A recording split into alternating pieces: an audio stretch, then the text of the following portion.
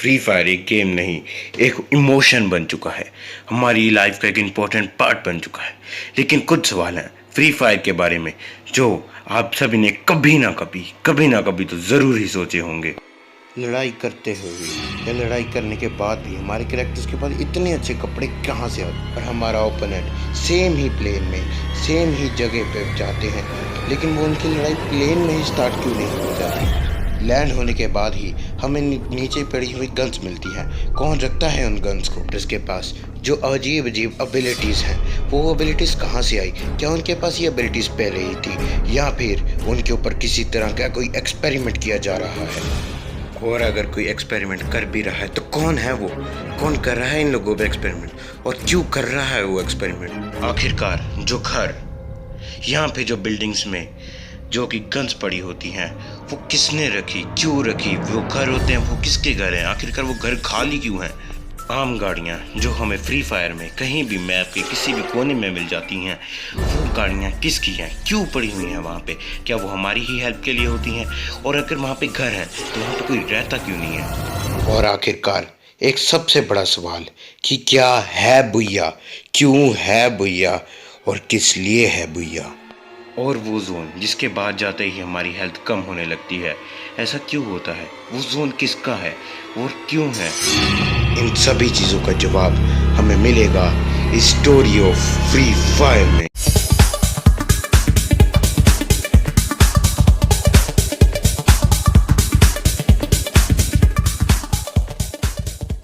इन सब की शुरुआत होती है कई साल पहले, वर्ल्ड वॉर 2 के समय, जब ब्रिटेन की हालत कुछ अच्छी नहीं थी। ब्रिटेन दिन भर कमज़ोर होता जा रहा था। उसकी आर्मी के पास ना अच्छा खाना था और ना ही अच्छी गन्स थी। एडोल्फ हिटलर इस बात से बहुत ज़्यादा परेशान था, लेकिन उसके पास कुछ ऐसी चीज़ थी जो किसी के पास नहीं है, और वो था उसका दिमाग। उसने अपने ही आर्मी पर अजीब अजीब तरीके के एक्सपेरिमेंट शुरू कर दिए ताकि वो इतने शक्तिशाली बन जाए कि उनको कोई ना हरा पाए। और उसका ये प्लान काफ़ी हद तक सक्सेसफुल भी था। उसकी आर्मी के पास कुछ स्पेशल पावर्स आ चुकी थी।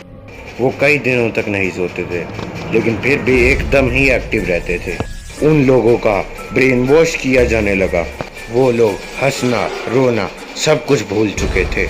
उन लोगों का एक ही भगवान था, और वो था एडोल्फ हिटलर।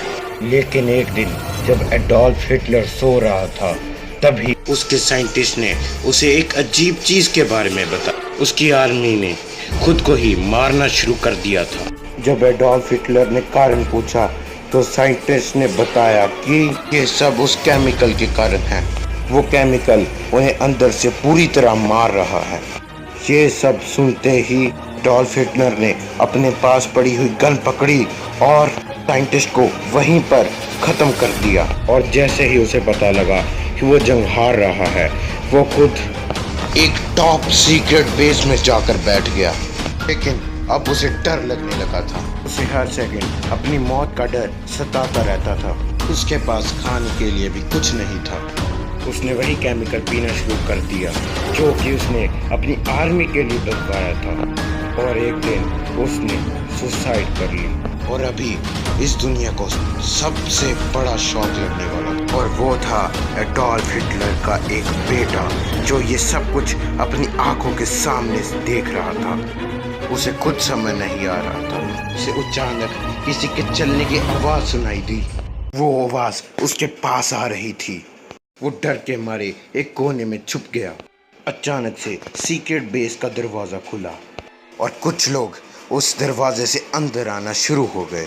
उन्होंने एडोल्फ हिटलर के बेटे को वहाँ से पकड़ा और वहाँ से निकल गए। वो लोग एडोल्फ हिटलर के ही कुछ खास आदमी थे। और जब एडोल्फ हिटलर के बेटे को सब बातों का पता लगा, उसने कहा मैं बदला लूँगा, बहुत गलत वाला बदला लूँगा। उसने कहा वो हर एक चीज़ का बदला लेगा। उसने कहा मुझे भैया चाहिए, मुझे जीत चाहिए, और जो कोई भी मेरी जीत के बीच में आएगा वो खत्म हो जाएगा।